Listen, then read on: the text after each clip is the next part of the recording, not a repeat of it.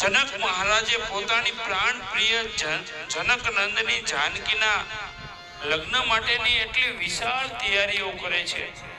જનકપુરનું સુંદર વર્ણન છે, બહુ અદ્ભુત. અને હોય જ ને, જ્યાં જગતની જનની માં જાનકી મોટી થઈને રમતી હોય જે શેરીઓમાં, એને શું વર્ણન ન હોય. સુંદર મજાના આંબાવાડિયા છે, ત્યાં સરસ મજાના ઉતારવા માટેના વ્યવસ્થા કરવામાં આવી છે. અનેક રાજા મહારાજાઓ ને આમંત્રણ આપવામાં આવ્યા છે કે જનકપુરની અંદર ધનુષ યજ્ઞ છે, જે કોઈ વીર આવી ધનુષના તોડ છે એને અમારી આ પ્રાણ પ્રિય જાનકી અમે આપશું. આ સાંભળી દેશ વિદેશ દેવતાઓ અને દાનવો પણ માણસના રાજાઓના રૂપ લઈને આવ્યા હતા જનકપુર. આ બાજુ વિશ્વામિત્ર સાથે છે રામ અને લખનજી પધાર્યા છે.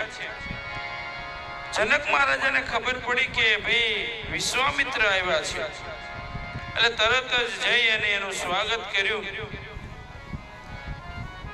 અને બરાબર સ્વાગત કરતા હતા, બરાબર એ સમયે રામ અને લખનજી આંબાવાડિયામાં જરીક લટાર મારવા ગયા હતા. લટાર મારીને રામ અને લક્ષ્મણ આવ્યા, અને અહીંયા વિશ્વામિત્ર અને જનક મહારાજ આમ વાત કરતા. પણ રામ સામે જેવી જનકની દ્રષ્ટિ ગઈ, બાકી જનકી વિદેહ કહેવાય, જે વૈરાગ્ય વાળો માણસ હતા, એને કઈ કોઈ પ્રત્યે વૈરાગ્ય ન થાય.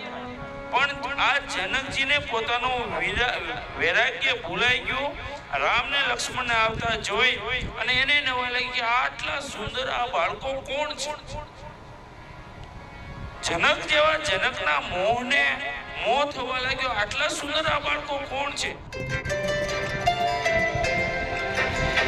मेरी मम्मी माइनिंग इंजीनियर जमीन के नीचे કોણ છે. અને તરત જ એને વિશ્વામિત્રને પ્રશ્ન કર્યો. તુલસીદાસે ચોપાઈ લખી, કહો નાથ સુંદર દો બાલક. શ્રી રામ જય રામ જય જય રામ. કહો નાથ સુંદર દો બાલક. શ્રી રામ જય રામ જય જય રામ. મુનિ કુલ તિલક કી રૂપ પાલક. શ્રી રામ જય રામ જય જય રામ. ગમ જોની ગમને દિગાવા. શ્રી રામ જય રામ જય જય રામ. હે મુનિવર, મને કહો આ બે સુંદર બાળકો છે એ મુનિ કુળનું તિલક છે, એટલે કે ભાઈ મુનિના દીકરા છે કે નૃપકુળ? નૃપ એટલે રાજા, કોઈ રાજવીના રાજકુમારો છે, કોણ છે? જલ્દી મને કહો. મને એમ લાગે છે કે આ બે છોકરા રહ્યા એ એટલા દિવ્ય છે કે એને જોઈને તમામ પ્રાણીઓ જે સૃષ્ટિ ઉપર છે તમામ રાજી થાય. અને રામ તો બ્રહ્મ છે, એને જોઈને તમામ રાજી થાય ને.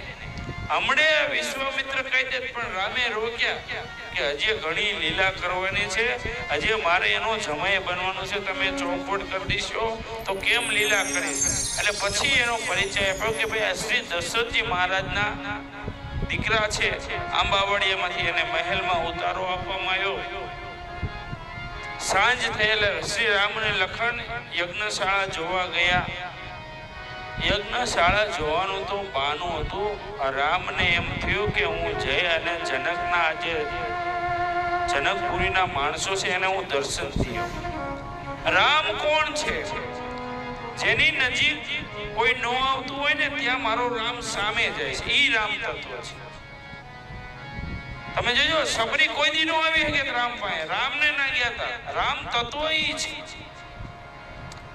અહીંયા મહેલમાં રહ્યો તો જનકપુરના વાસીઓ દર્શન ન કરી શકે છે, એટલે પ્રભુ ઈ જનકપુરની બજારોમાં ગયા, બધા દર્શન કર્યા, બહુ બધા આનંદિત થયા છે.